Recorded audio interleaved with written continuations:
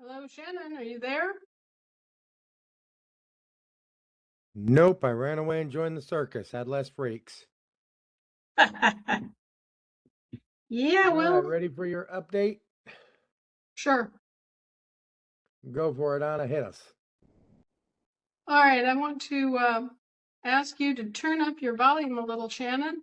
Otherwise, I seem to be okay on this end. Can you hear me fine? I can hear you loud and clear, Anna. Okie dokie. All right, kids. This is going to be kind of a short and sweet recital this Monday. There's a lot going on. I should kind of point a few things out to folks, just to make sure that you're all tracking along and catching what's going on. The Epstein scandal and the whole network of everything that was going on there was not primarily even about the sexual abuse. What it was about was compromising people in a way that was so foul that they would be terrified of it ever getting out, and therefore making them complicit and making them afraid to ever go against the will of the perpetrators that were orchestrating all of this. It was for blackmail. It was a mutually assured destruction pact kind of thing, typical of the ancient Romans. Okay, so this is something that came in with the Flavian emperors and has remained part of Roman culture for hundreds of years. So what you're looking at there is not something that the Brits thought up, it's something that the Romans thought up and that they practiced long before there was even an organized British government. The Brits simply have followed along and been sort of able and willing students of all of this. So the kind of mutual assured destruction blackmail pact that they had going was keeping people across a broad spectrum of economic and social spheres connected and obligated to fulfill these directives that they were given from the real true perpetrators at the top of the heap. So when you look at this, in order to get anywhere with it, you have to take down the blackmail at the center of it. That's sort of like the spider's nest. You have to get that blackmail organization under control and weeded out before you can get through all of the hoops and hurdles and obstacles that their members would otherwise place in your way. Think about the single opposition of a regulatory agency. Well, what if you had the heads of 10 regulatory agencies coming after you one after another? Would you get anywhere? And so, you look at the FDA and you shake your head and you wonder, well, how could they possibly clear some of these chemicals like glyphosate for use? How could they possibly go along with the COVID-19 fiasco? It's because they were blackmailed. It's because they were blackmailed on one side and paid off on the other. It's a carrot and stick system. You have these people that are being blackmailed and are part of this mutually assured destruction pact on one side, but they're also getting something out of this. They're getting the carrot, they're getting the wealth, they're getting the prime positions, they're getting support for political office. Whatever it is that they want, if they're a movie star, they're getting the calls from the studios. They're getting hired. They're they're promoted. So it's a carrot and stick. The stick is the blackmail. You know, if you cross us, this is going to come to light. And then there's the carrot, you know. Yeah, but if you go along with us, then you're going to be rich and you're going to be powerful and you're going to have a great career and blah, blah, blah, blah, blah, blah, blah. So it's a carrot and stick approach to coercing and commandeering the leadership of a government. And when I'm talking about leadership of a government, I don't mean just the president. I'm talking about the senior bureaucrats. I'm talking about the heads of federal agencies. I'm talking about the heads of banks, you know, insurance corporations, pension funds, all this stuff. So this was a very wide-ranging, long-established criminal enterprise that had started in England, migrated to America and Canada, the former Commonwealth countries, and from there it just branched out. During World War II, it got its hooks solidly in the Philippines, Japan, and Korea. And then it also got control of 17 Western European nations that the Allies occupied. And so this thing has just continued to morph and to expand because it's a criminal empire. It's sort of like a cancer. And having power in one particular area then allowed them to expand into other areas. And so they have expanded into Africa. They have not succeeded totally in taking over Africa, but they have their inroads. They have certain countries that they have under their influence. Same thing in the Mideast. Most of those countries were very resistant to any kind of immoral behavior of the kind that they were promoting as the entry fee to their blackmail club. And so they had to go in and actually promote war with Iraq. They had to promote war with Yemen. They had to promote war with Libya.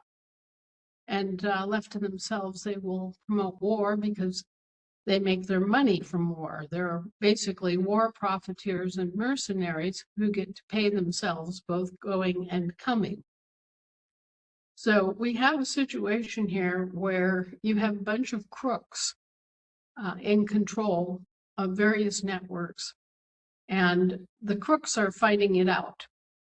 Basically, you've got one set of thugs on one side and another set of thugs on another, and then you've got other groups of pirates that are coming in and trying to nick off bits and pieces.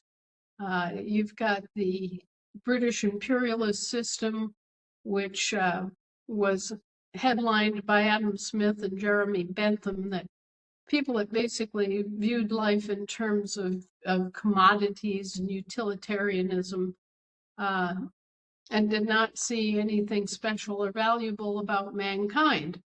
So these are people that are very, they have an evil commercial mindset toward life and don't value life properly. And so this is what's influenced British imperialism at the root base economic model level. And then on top of that, you've had a long history of colonialism, both with the Roman municipal government and with the British imperial system. They were all heavily involved in different forms of colonialism. You will notice that the Romans had tribes and tribute that were paid to Rome by all of their far-flung conquered countries. So if you were a country that was conquered by Rome, you became enslaved to Rome to a greater or lesser extent, and Rome would tax you and would take natural resources from your country on an ongoing basis. During the 19th century, you saw the colonialism of all these European kingdoms where they went out around the world and they established what they called colonies in the 18th and 19th century. And for most of those European entities, it was a one-sided relationship in which the Europeans foisted off their values and their culture and their products.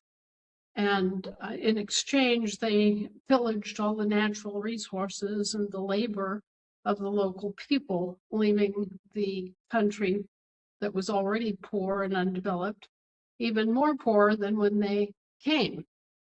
And so we finally got to the point of realizing that colonialism was evil and unjust, and that it created a form of de facto enslavement, and began causing a worldwide outcry against this in the 1960s, which then caused the British to step back and go, well, yeah, we can't, we can't say this with this side of our mouth and practice that with the other side of our mouth in such a blatant fashion. We've got to make it look good. And so what they did is they announced the end of the Commonwealth system and the colonial system. And they stepped back, and when the local people of, say, Canada did not immediately organize and provide themselves with a different Canadian government, and why would they? Because they weren't told what any of this meant. Then the Brits came back in and said, well, they haven't formed a government in 7 years. They obviously need a protectorate, and we'll come in an extraterritorial way and provide them with a government. So they went from being a commonwealth to being a territorial protectorate, a military protectorate. And what that did for the schemers of the British Empire was to give them an excuse to bring in more military support for their regime. Now, all of this is very evil. It's been promoted and implemented using crooked court systems. It's been promoted using crooked political systems. We never had a political system in this country. That was a foreign import, mostly from Germany, that came along with the refugees from the 1848 Workers' Rebellion. Both of the modern parties were formed in Wisconsin from people that had undergone that particular experience in Europe. And basically, the Workers' Rebellion was a rebellion of workers in German factories against extremely greedy industrialists that did nothing to improve the working conditions or pay fair wages. And it was misrepresented as a communist issue because there were some socialists involved in the union strikes, but it was essentially a labor dispute between organized labor and German industrialists called the 1848 Workers' Rebellion. You can look it up and study if you will. A lot of the people that were the intelligentsia of that movement were forced to flee Germany, and many of them came here to America, stayed a while in Pennsylvania and the farther eastern states, and then moved toward what was just opening up then, which was Wisconsin. It had just been declared a state, and there were lots of opportunities, lots of development, and lots of good land to be claimed in Wisconsin. So many of them began migrating westward and aimed for Wisconsin as their destination. So that's how we wound up with political parties. It was an import to Wisconsin that was an offshoot of the European labor union effort with a little touch of socialism thrown in. And you wound up with both the Democratic Party and the Republican Party, as we now know them in the modern day, erupting at that point 100 years prior to the end of World War II, basically. And before that, we didn't have political parties like that. We did not have organized, institutionalized political parties at all in this country.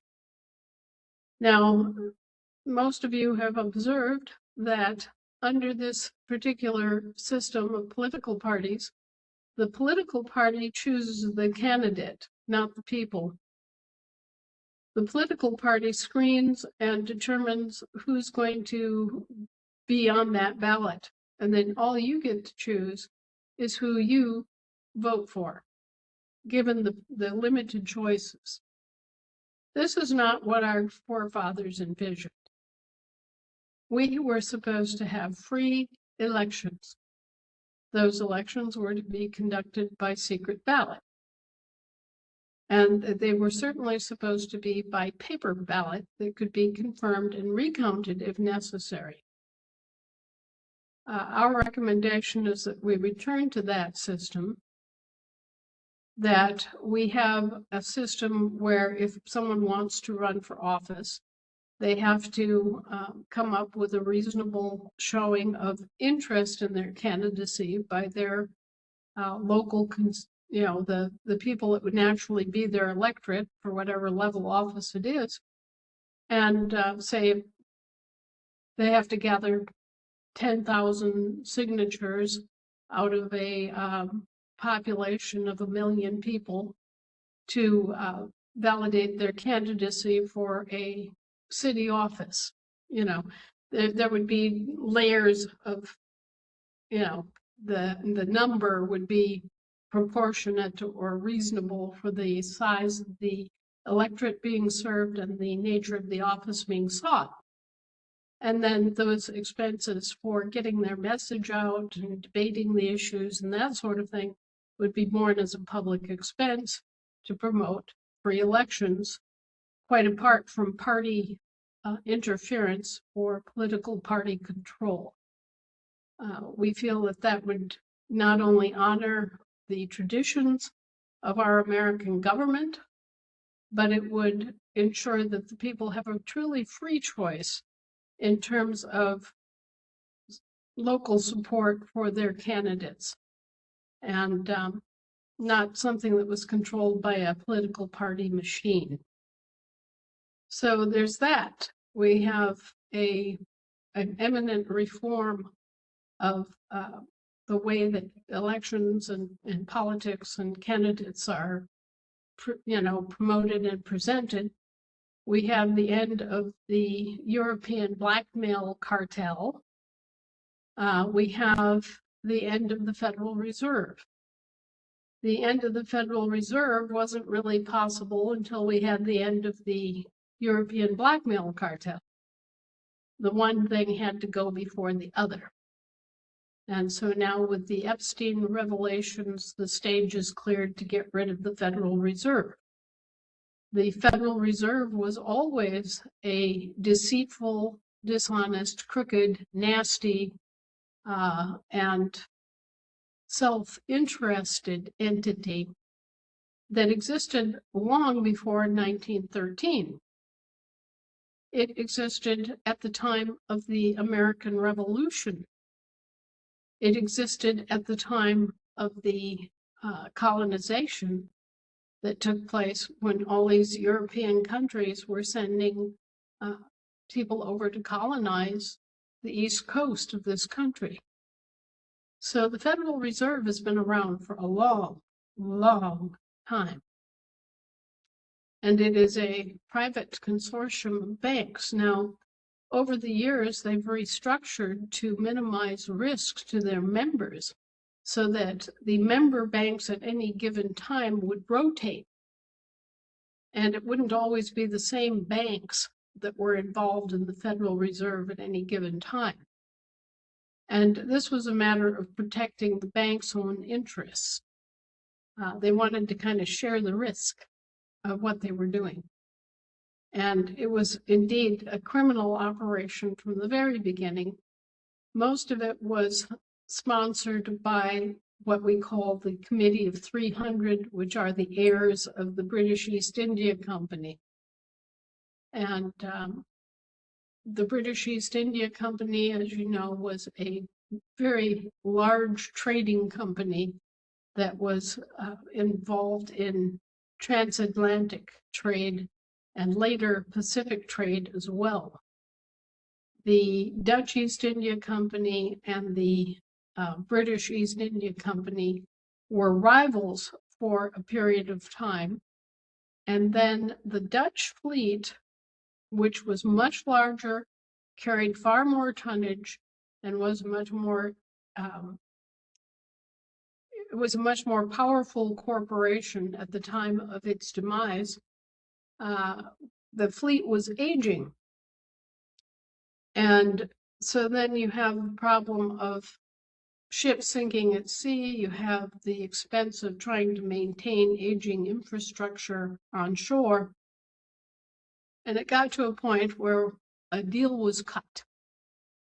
And in 1700, they opened up the whole field of private insurance.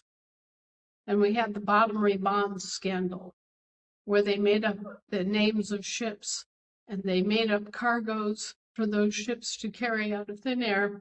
And they insured these ships on paper and sunk them at sea at their convenience, never to be seen again. But the ships in the Dutch East India Company also took part in this.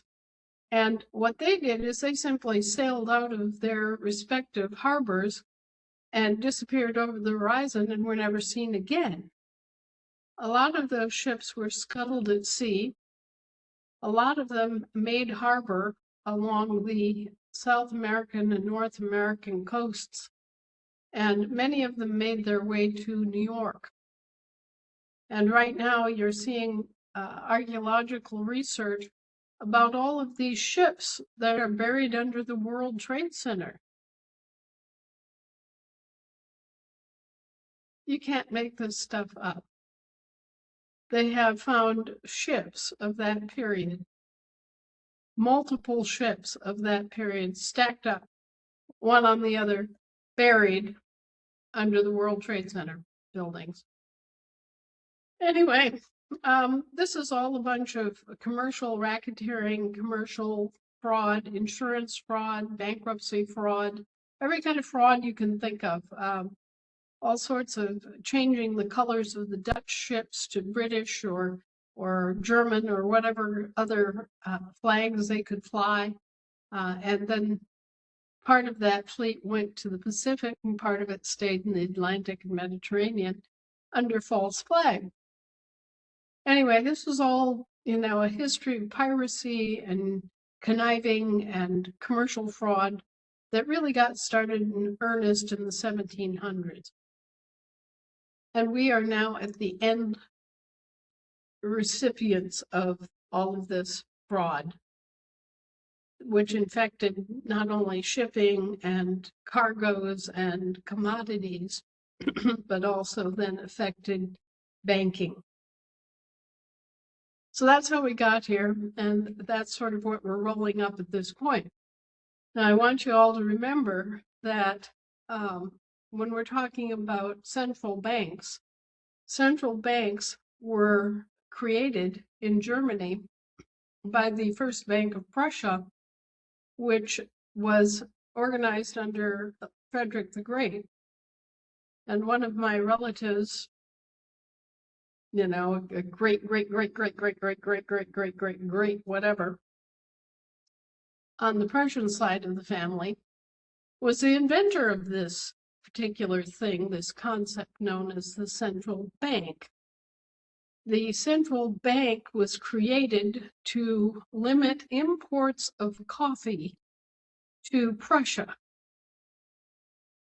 Frederick the Great did not like coffee, and he didn't approve of his citizens, his people, his soldiers and their families, spending good German silver for coffee beans.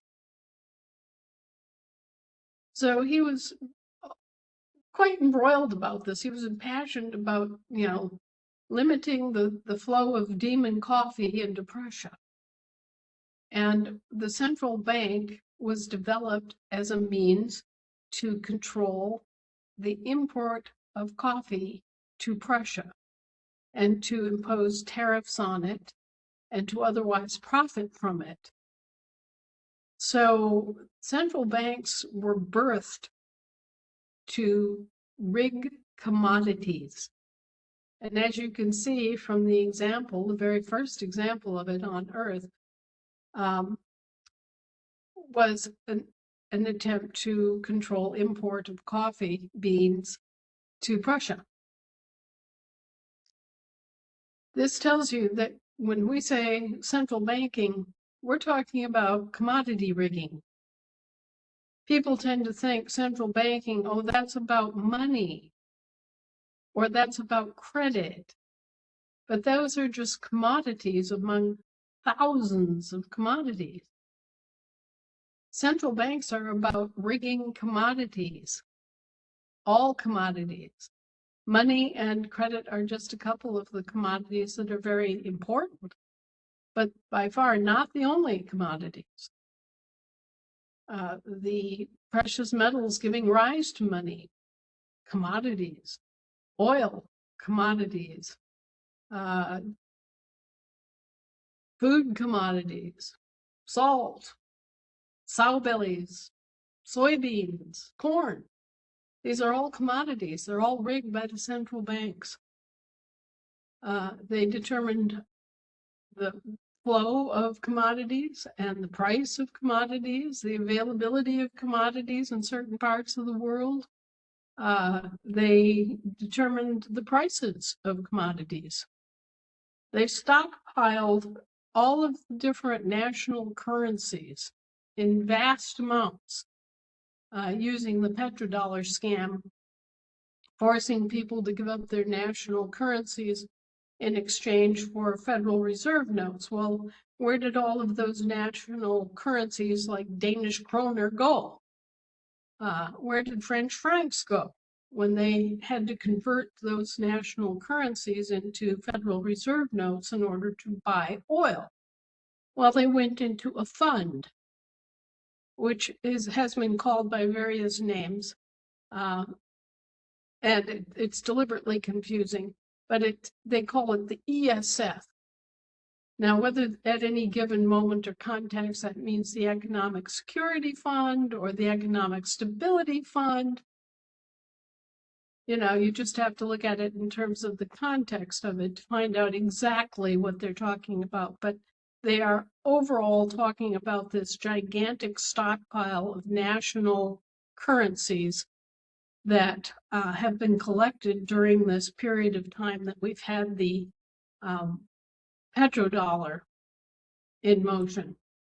Now, all of these national currencies stockpiled like this can be used by the banks to inflate currency, deflate currency, do whatever they want to a national currency, because they can just release a whole bunch of it into the world marketplace and inflate the currency so that it's worth less, okay? Or they can deflate a national currency and withhold their stockpile of that national currency and cause the overall increase of the value of that currency still out there in the marketplace.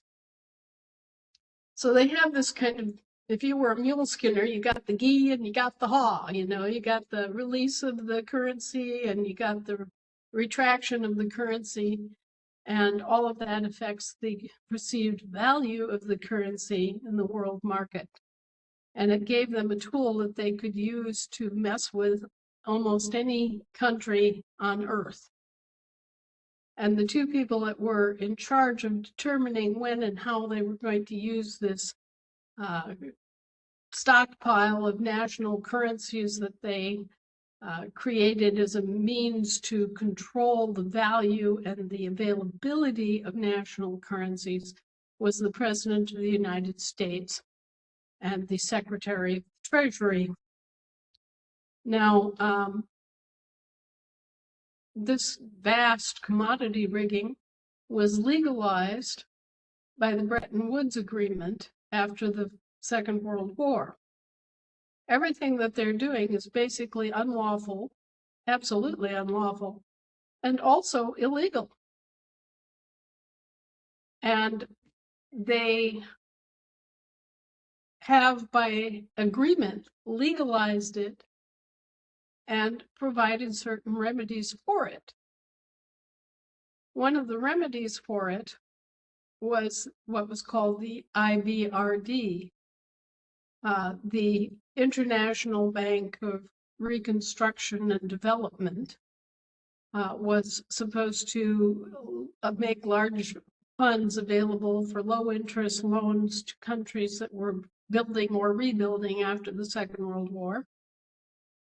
And there was the World Bank, which was just a fledgling operation there that was basically set up to manage trust income from certain large world trusts that had been invested prior to the war in the central banking system and which were producing profits. You hear about the spiritual white boy and all these other trust names that the World Bank was supposed to be taking care of. The quote unquote world collateral accounts and that sort of thing. Well, the actual world collateral accounts belong to private individuals and families and foundations, right? And then they were being reinvested and they were providing profit. Profit was rolling back off of these actual physical assets. So, you know, you've got 500 million tons of gold.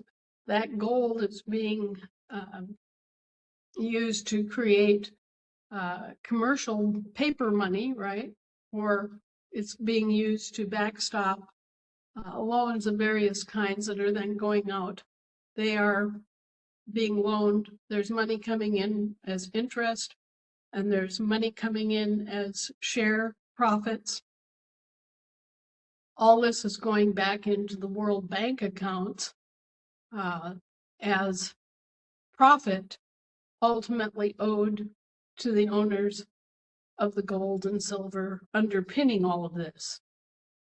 So the World Bank was kind of set up as a, what would you call it, a bagman to collect all of the profit streaming in from these investments of the assets underpinning the central banks.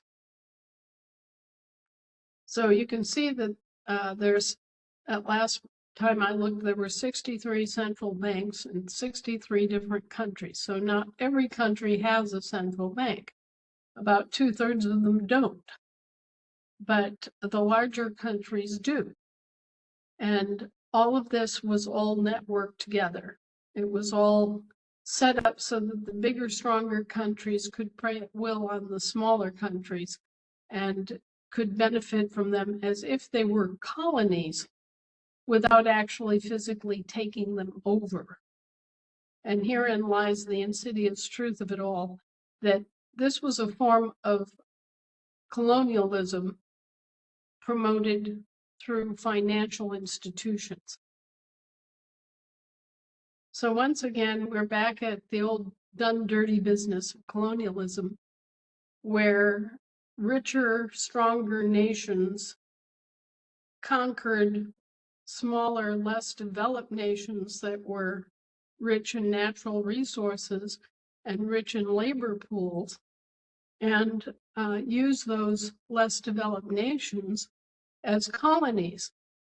Now, whether you actually deploy troops and take over a country, or whether you deploy money and take over the economy of the country, either approach will work. And so what we're actually looking at is colonialism imposed and implemented using money, loans, and bank services, basically. You're seeing that in Africa. It's being played out on an open table now because certain African leaders saw it for what it was and experienced it and realized that, hey, these guys are just using us and have found a new way to promote colonialism. And that is precisely what it is. And you'll be seeing news reports from especially Burkina Faso, where a young man, I don't even think he's 40 years old yet, an amazing young man named Ibrahim Traore has taken over as president there and is making big changes in the way business is conducted. And one of the very first things he did was he got rid of the French African gold, not gold. It was a fiat currency backed by gold. So it was an asset-backed currency, but it was run by France, the CFA. And so what France would do is it would have Burkina Faso or any of the other nations that were using this as their currency send France actual gold, and France would then print up this CFA currency and loan it back to the country that actually provided the gold that was fronting the CFA. But the CFA was a French currency. And so the French maintained control of the currency, even though they did not provide the assets backing the currency. And they also charged the other countries that were using the CFA as a currency for the quote unquote privilege of using the CFA, which was a French product and a French currency that they were simply being allowed to use. And the irony here is the same irony that we've experienced in this country and that other countries have experienced, is that they could always have printed their own currency and not had to pay anyone anything for it beyond the asset that they put up as backing for it. So the French occupied a middleman position, not only with Burkina Faso, but with all the other countries in Africa that use the CFA currency. And they were actively indebting and manipulating the economies of all these countries using the CFA that these countries were backing with their own gold and other natural resources. Does anyone see a problem with this arrangement? So it was a very dirty deal, and Traore saw it, and he objected to it, and he put an end to it in Burkina Faso. So now Burkina Faso is using other forms of currency and is promoting its own gold currency. And this is, again, we're looking at a situation where the aforementioned Economic Stability Fund or Economic Security Fund, whatever you want to call it at any given time and in whatever level or jurisdiction you're talking about, this gigantic commodity rigging fund for currencies doesn't have any of the new Burkina Faso money. So they can't mess with it. You see, that's the beauty of it. That's the beauty of the American Federation dollar too, and the heritage dollar prepaid credit. None of that is anything that they've been able to secure and stockpile. They don't have that ghee and haw of being able to flood the market with our currency or subtract our currency from the market and cause deflation. They can't meddle around with the interest rates or the, they can't dole it out as if it were their product, because it's not their product. It's the product of our actual government. So we've essentially kicked the middlemen right in the teeth and are doing the same thing that many of the African countries that were subject to this kind of economic colonialism have done too. And now all over the world, people are going, oh, what the? Where are these dirty middlemen creeping in and, making up these financial products out of thin air and selling them back to us and controlling it as their product and their currency, when in fact we're renting currency that we're backing. You see, it's completely crazy. And when I first realized this, let's put it this way, I was a little bit beyond incensed. It is so transparent, it's so obviously crooked, it's so obviously self-interested, it's so obviously foreign, and our country was duped and used, and our federal subcontractors who owe us good faith service did nothing. They did nothing. The Pope did nothing. The King of England and the Queen of England and all of the British monarchs did nothing. They just sat back and rolled in the dough at our expense. So now all of this is coming down to clinches. The Federal Reserve is dead. It has been rolled into the U.S. Treasury. That was an evasive move on their part to try to protect their left flank, so to speak. They covered up the Federal Reserve with Big Brother. Well, that's not going to happen in quite the way that they thought it would, because they are inheriting all of the debts of the Federal Reserve as well. And those debts belong to us, because we are the creditors, not the U.S., not the British Territorial Corporation at all. Mr. Trump has interceded and is trying to roll up the sidewalk and has seized upon the assets the Federal Reserve still had left on the table. I'm sure that it has been distributed somewhat through the first bankruptcy of the Federal Reserve System. See, I'm making a distinction between what they call the Federal Reserve now and what they called the Federal Reserve System that was engaged from 1913 to 2009 and went bankrupt. Okay. I'm sure there's still an awful lot of assets out there that belong to us that Mr. Trump has not yet collected. The problem is that Mr. Trump is trying to set up as a British territorial corporation and keep control of assets that actually belong to the people of this country. And the further problem for him is that his contract does not allow his corporation to act for us in any of these areas. As you can see by reading the Constitution of the United States of America, there isn't a word in it about any of the federal contractors in any of the constitutions controlling our money. They have a mandate to make our money at the U.S. Mint, but they do not have the control of our money. And they don't get to define what our money is. We do. So this is a big problem. The lawful government has those rights, and the delegated authority is simply to make the actual coins and or keep track of the actual coins through the mint process. All right. Now, Mr. Trump is kind of going for the low-hanging fruit here, and he's making these provisions to give a couple $1,000s extra here and a couple $1,000s extra there, kind of off of money that he's making on the side.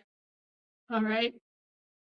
But this is not something that you should just accept, because the long history of this particular corporation is that it's very devious and very dishonest and very controlling And we have reason to think that these little handouts that are being offered, a few $1,000 at most, it sounds like big money to people who don't realize what's on the table, maybe up to, in some cases, $100,000. And, to most Americans, that seems like a real windfall. But they don't realize that what's on the table may be several billion for each one of us that's owed, depending on, your own family history and how long everything has been messed up and blah, blah, blah. You're owed more than a few $1,000s. Most people are being offered maybe an extra $1,000 or $2,000 a month. And in exchange for that, though they don't actually tell you this, you have to admit to and adopt being a U.S. capital C British territorial citizen in order to get your recompense and restitution, which is a very pennies on the dollar lowball offer of settlement of their debt to you. You have to also adopt British subjection. You have to be a British subject to get your money back. Well, some people won't care. Some people will just say, well, I'm desperate and I need $10,000 in the hand right now, and I don't care if I'm losing my American standing, and I don't care if I can no longer own land in America. I don't care if I no longer have constitutional guarantees. I just need that $10,000. Well, if those same people knew that they were owed 20 million, not 10,000, it might just inspire them to hold on a bit longer. And my complaint to the international community and the global authorities is simply that this quote unquote veiled settlement offer is being put out there by the Trump administration. And they're making it look like it's some big gift to the people, and they're returning all this money to the people. And they're actually just, maybe giving you a penny on $10,000, a penny for $10,000. It's just ridiculous what they're doing. And they're not letting people know, number one, what's on the table. What you can have as an American versus what you would get if you claimed British territorial citizenship. What you would lose as a British territorial citizen versus being an American. And they're going to try to claim this as settlement for huge, huge debts that this corporation has and which it owes to Americans, but which it does not owe to British territorial citizens. You see, that's the scam. As long as they can get you to claim to be a British territorial citizen in order to get that money, that little dollop of pitiful amount of money compared to what's actually owed to you as an American, they'll get away with it. If you let them, if you don't see through the scam, if you don't step up and say, I'm an American, not a British territorial subject, they'll get away with giving you 10,000 instead of 10 million. And this is what I'm actively objecting to before all of the generals and the other authorities in the world, that this is a undisclosed settlement offer being made to people who are unaware of what has happened vis-a-vis their political status, people that don't know that they're being counted as British territorial subjects, people that haven't had an opportunity to choose between seizing the reversionary trust interest in their own American estate versus being considered a British Crown employee. And the difference is huge, both in money owed and land owed and everything else. If you want to actually enjoy the guarantees of the Constitution of the United States of America, you have to be an American. It does not apply to British subjects. So if you want your right to free speech, you want your right to keep and bear arms, you want your right to freedom of religion, you're going to have to claim being an American. And people aren't even having this put in front of their faces. They're just being offered $10,000 or something like that, just a small piddling amount of money compared to the money that they're actually owed.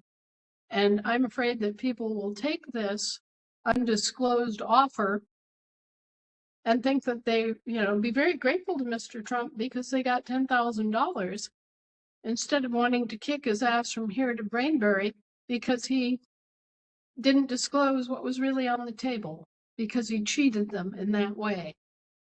And so, here I am once again, going into the teeth of it, explaining to the authorities what's happened here and why this needs to be stopped. And this is all happening against a backdrop of the Epstein blackmail cartel being dissolved and discovered and prosecuted and all of that, at the same time that the Federal Reserve is going bye-bye, at the same time that the IRS is going bye-bye. Now we're facing having to get rid of the IMF and get rid of the European Central Bank, because they have also functioned as criminal cartels and have created a form of illegal colonialist interest and manipulation of the target companies, target countries throughout the world. And so we have a situation here where we're about halfway through a major takedown of a very criminal, very insidious structure, a criminal conspiracy of unimaginable proportions that has been in operation for decades. But also we're having to come up with the solutions, the replacements, the new systems that will allow people to continue to trade and continue to thrive in the midst of all of the chaos that is spawned by taking this ancient and ugly, manipulative blackmail and political chicanery blended with commercial interests down. And I just want you to know that we're only about halfway through.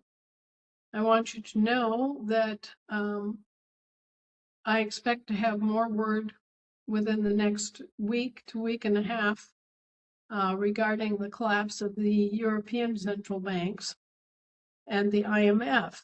And once those go, then the entire world will be set free. Now, there's an awful lot going on where new national currencies have to be established by the actual lawful governments. And in the meantime, in the interim, the AFD and the heritage dollar are being used because other countries have not had the foresight, have not been aware of the problem, have not taken action, have not organized their people as we have not gotten their people organized in assemblies so that they could actually launch their own currencies. And so they will be using our currency in the short term while they're building their national banks back and issuing their national currencies. And some countries have never had a national currency that they controlled. So they're having to build from the ground up. Whereas other countries, for example, Ireland, have traditional asset-backed currencies that simply fell into misuse and disuse because the fiat currencies were being imposed as legal tender. So some countries will naturally have a leg up in this process, and a lot of countries are going to need help. But anyway, I just wanted you all to know, yes, this is a much bigger game than you might think. It's much more complex than you might imagine. It has much deeper roots, and some of the current situations are not what they seem to be. You know, a lot of Americans are going to think that, you know, this QFS system and these Treasury direct accounts and all of that kind of thing is just the bee's knees, and they're going to be so happy and so thankful that they got an extra $20,000 a year from Donald Trump that barely helps them keep up with the inflation rate. Okay. When in effect they're being duped again into accepting British territorial subject status in order to accept the money. And when they accept the fiat dollars, which are, after all, just paper printed out of printing presses, then they're not getting their inheritance. They're not able to enjoy the constitutional guarantees. They're not able to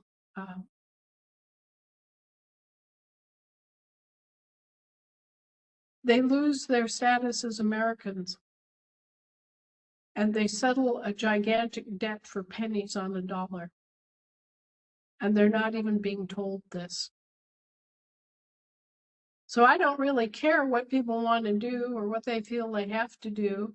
I don't care if somebody has a burning love for the monarchy in their heart and they just have to give their lives and all for the king. I could care less. I think they're fools, but you know, that's their choice. So it isn't like I'm trying to keep the Brits from being Brits.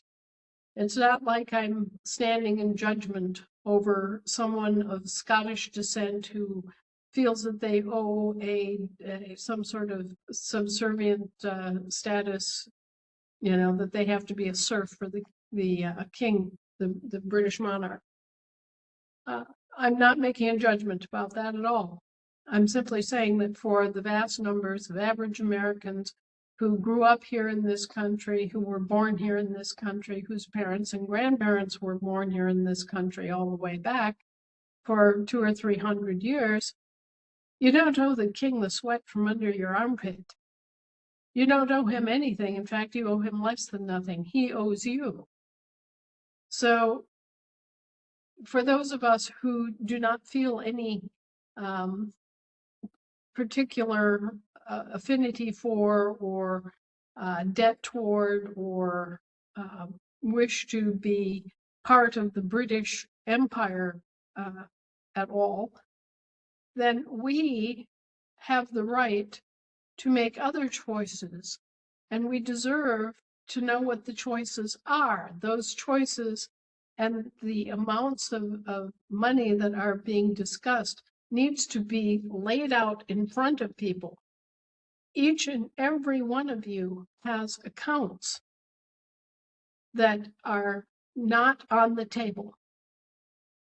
Each and every one of you is owed a vast amount of money in credit. And that is not being told to you because they are misrepresenting you as British subjects. So, don't be fooled by veiled offers of restitution and remedy. Restitution and remedy for British subjects is not at all the same thing as restitution and remedy for Americans. They're two different worlds, two different planetary aspects, completely separate from each other. British subjects might be in this country, might be worth, it might be worth up to $100,000. Americans on average are owed billions.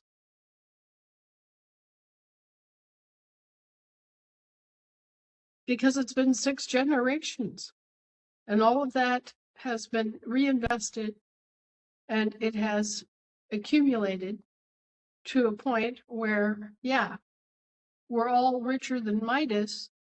At the same time, we've been enslaved for 6 generations. And now they're trying to cheat us out of the profit that they made off of our assets by getting us to accept British subjection out of ignorance. They're trying to get past us without disclosing the actual facts. There's one other thing I want to warn you about. They're calling themselves the Republic for the United States of America with a small u on the United. This is a bunch of British territorials that are trying to lay claim and latch on to the Constitution for the United States of America, which we issued to the American subcontractor in 1787. That American subcontractor went out of business in 1861. Now they're trying to, oh, well, we're the Republic. No, they're not the Republic. They're British territorials trying to fake us out. They may have been born in this country, but they haven't declared as Americans. They haven't gone through the process that we have. They have not put their names on the record. They have not published their American reversionary trust interest. They're U.S. citizens that are pretending to be Americans at the same time that they're British. Well, I'm sorry, you can't serve 2 masters. If you're going to work for us as the Republic, which we created, they did not. If they're going to try to act as successors to contract to our American subcontractor, then by golly, they're going to be Americans. They're not going to be British wearing American sheep wool, okay? This cannot be allowed. We created the states of America. They did not. We were the delegators of all delegated powers. They were not. They have no business trying to ape and substitute a British territorial organization composed of British territorial people who have not reclaimed their status as Americans and trying to foist that off in a substitution scheme against America and against American interests. And we're not putting up with it. We see through it. We've had enough British territorial substitution schemes to last us several lifetimes. Mr. Trump can just take that and stick it in his ear. I know that he's in a difficult position because he's working for these bastards at the same time that he's trying to, pretend that he's the best thing since hot sliced bread for America. But let me observe this to you. In 1863, Abraham Lincoln made the U.S. generals responsible for the money. And you can see where the money is gone. When they come to us and they say that they're the best thing since hot sliced bread, they'd better back that up with actual words and deeds. They'd better provide that good faith service that they're supposed to be providing us with without any more twisted words, without any more pretensions, without any more substitution schemes, without any more middleman maneuvering and gerrymandering and other crap. Okay, so we're just down to the point where the Brits are coming in for their last hurrah, trying to work another substitution scheme, and we're not going to let them. All right? Okay, guys, I guess you can tell that I'm kind of edgy and on the hunt tonight. And I've been this way for months. As we approach the negotiations in Europe next week, we'll be hoping that everything goes the way it should go for humanity. If not, we're prepared to bring both legislation and court action for crimes against humanity against these commercial players. Okay? That's where we're at. And unfortunately, it is 6:04, so we need to be calling it, and I got stuff I got to do. Yes, we have a tight schedule now, and we only had about an hour tonight. I am sending all my love and best wishes to each and every one of you. I'm sending courage and fortitude and the spirit of America to each one of you. And so I will wish you a good evening and God bless, and take care of yourselves. Cherish your families, cherish your dreams. Do what you can to help the Federation. We are definitely facing some very extraordinary negotiations in the next week or two, and we will need all the help we can get. Thank you.